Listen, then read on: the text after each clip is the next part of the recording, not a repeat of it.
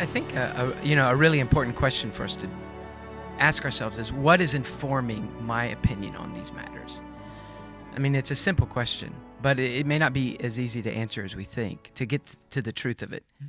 I mean, am I being daily informed regarding the nature of sin and regarding the nature of the gospel? And am I feeling the weight of these matters correctly because I'm being informed by God?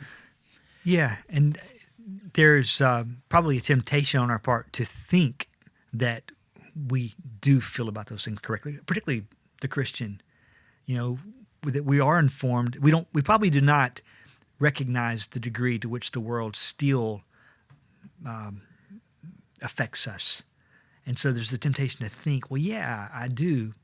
But if we're not careful to come back to Scripture and read and see what God says and constantly be informed by that, then we're dealing with vague generalities and not with the truth.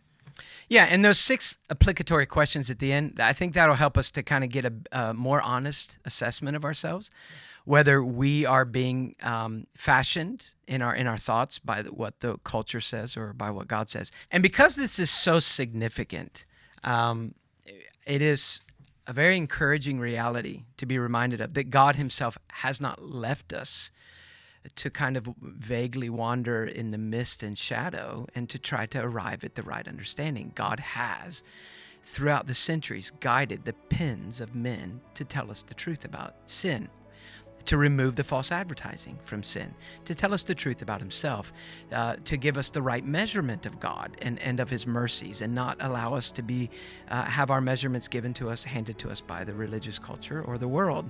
And God has sent his Spirit to be our instructor. So no person, lost or saved, who cries out to the Lord and says, "Show me the truth for your name's sake," I think no person that does that has a right to despair.